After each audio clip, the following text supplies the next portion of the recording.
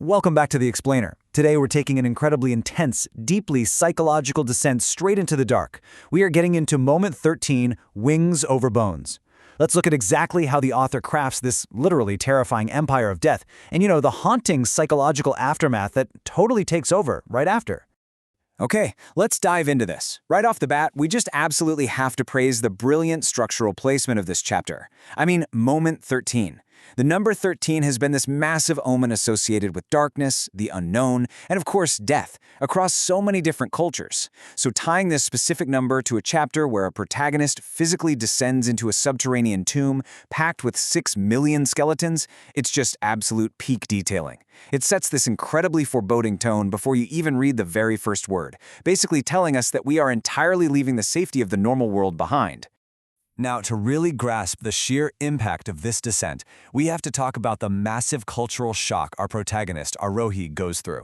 She comes from Meerut. We're talking warm temples, bright flowers, the totally comforting everyday familiarity of hot dal chawal at dinner. Death really isn't some huge spectacle over there. But then Paris hits her with this stark, freezing reality. She suddenly finds herself in the Père Lachaise Cemetery, under this super heavy, cloudy sky, just totally surrounded by wet leaves, rusted iron gates, and these huge moss-choked granite slabs. It's kind of like a gray-green maze where kings and poets are just rotting equally. The contrast is completely jarring. She is literally thrust out of a vibrant, sunlit life, straight into this uniform, heavy world of stone angels and fading epitaphs. Let's move to and see how this builds, because leaving the cemetery, the physical reality of her absolute horror, really kicks off at the catacombs.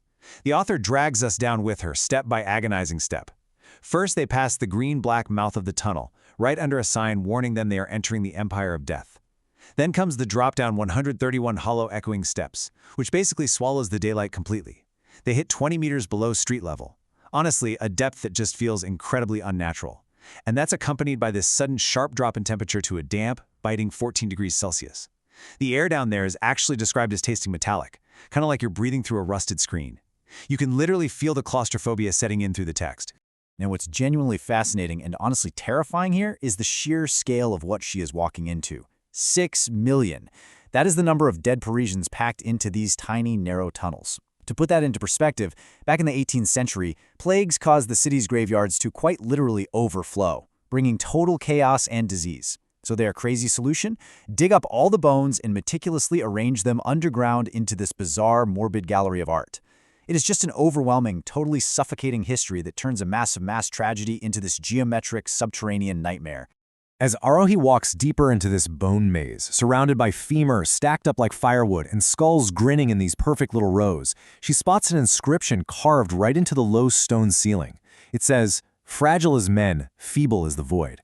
It's one of those lines that just forces Aarohi, and really us as the reader, to stop dead in our tracks and confront our own terrifying mortality right there in the dark. It just completely strips away all the normal armor of everyday life, reminding us that underneath it all, we are all just desperately fragile.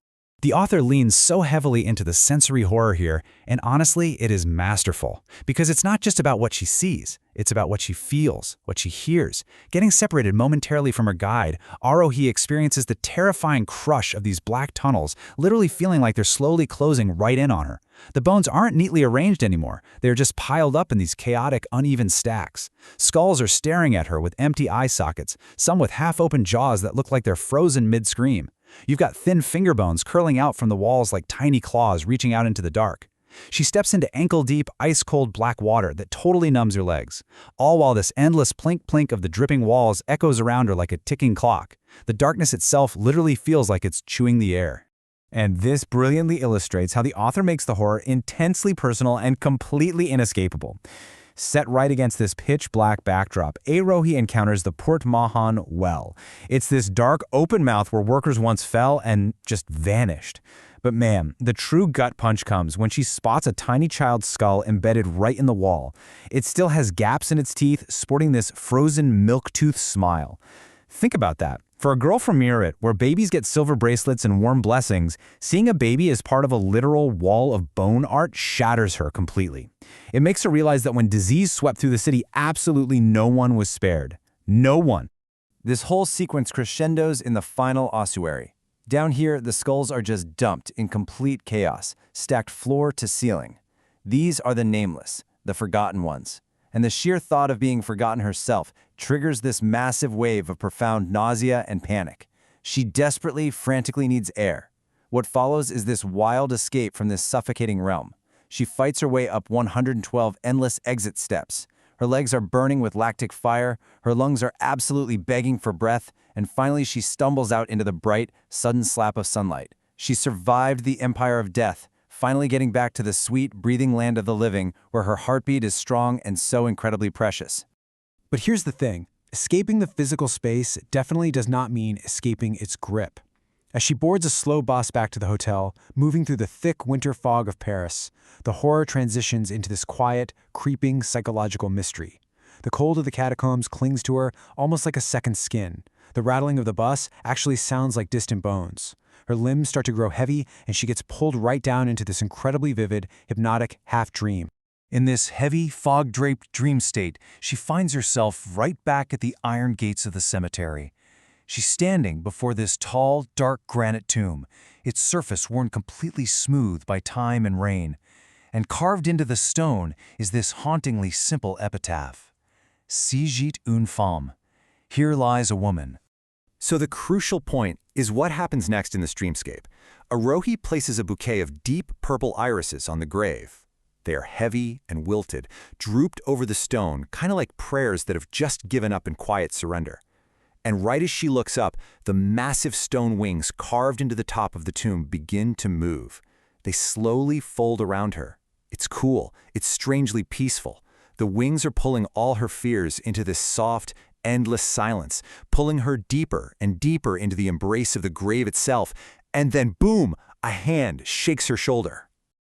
We are deliberately left hanging, but the imagery is just so intoxicating, so heavy with real meaning, that it literally lingers in your mind long after the chapter is over. To uncover the full psychological impact of this moment, and to finally find out what truly happens to Aarohi's mind after those stone wings close, you simply must buy the book. Honestly, it's an absolute masterclass in psychological suspense that you just have to read to believe.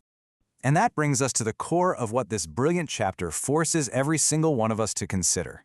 Through the terrifying physical reality of the catacombs and that quiet, mysterious embrace of the stone wings in her dream, we are essentially left staring straight into the void.